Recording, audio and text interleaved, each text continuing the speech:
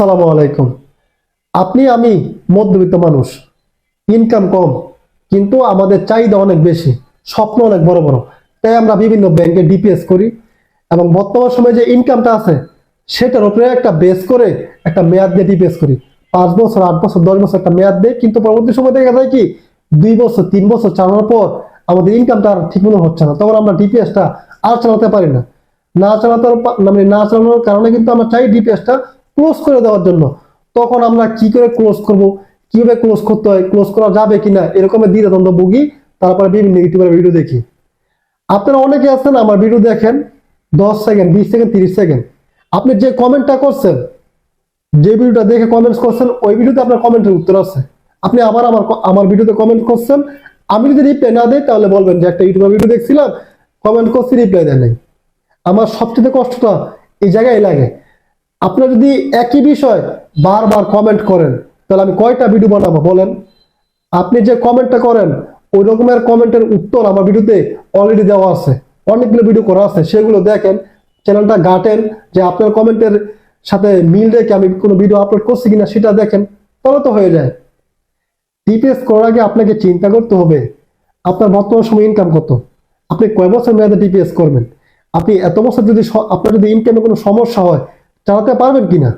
আপনি এমন একটা অ্যামাউন্ট নির্ধারণ করেন, এমন একটা মেয়াদ নির্ধারণ করেন যেটা যদি আপনার মাঝপথে সমস্যা হয় যাতে আপনি চালাতে পারেন, সেরকম ভাবে নির্ণয় করেন, তাহলেই তো আপনার ডিপিএসটা যে করার উদ্দেশ্য সেটা সফল হবে। ডিপিএস আপনি যে কোনো 200 টাকা থেকে শুরু করে আপনার 50,000 টাকা পর্যন্ত ডিপিএস করা যায়। আপনার সাধ্য অনুযায়ী আপনি করবেন। আপনি যত বছর মেয়াদ দিলে আপনি চালাতে পারবেন সেভাবে ডিপিএসটা করেন, তাহলে তো হয়ে যায়।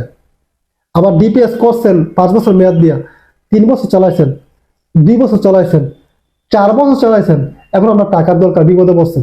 হ্যাঁ, আপনি ডিপিএস ভেঙে ফেলেন, কোনো সমস্যা নেই, আপনি ভাঙতে পারবেন। হয়তো আপনি যে মুনাফাটা আশা করছিলেন সেই মুনাফাটা পুরোপুরি পাবেন না, কিছুটা পরিমাণ কম পাবেন। ডিপিএসটা করার মানে কি, যারা মধ্যবিত্ত মানুষ তাদের ইনকাম যদি 20,000 টাকা প্রতি মাসে হয়, এক মাসে যদি সে 25,000 টাকা ইনকাম করে, 5,000 টাকার বেশি ইনকাম করছে, তার হাতে সে টাকাটা থাকবে না, সে কোনো না কোনো ভাবে খরচ করেই ফেলবে।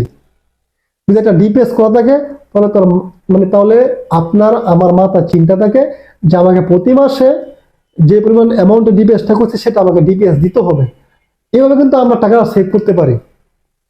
মূলত ডিপিএস করার উদ্দেশ্যটা আপনাকে এমনভাবে নির্ণয় করতে হবে। ডিপিএস করার উদ্দেশ্য হচ্ছে আপনি হাতে টাকা থাকলে খরচ করে ফেলবেন, যদি হাতে টাকা না থাকে ডিপিএস করে ফেলেন, তাহলে ডিপিএস এর টাকাটা জমাচ্ছেন, যে মেয়াদটা দিচ্ছেন এই মেয়াদ শেষে আপনি মোটামুটি ছোট জিনিসটা একত্রে বড় একটা অ্যামাউন্ট পাবেন, যেটা দিয়ে আপনি কিছুটা করতে পারবেন।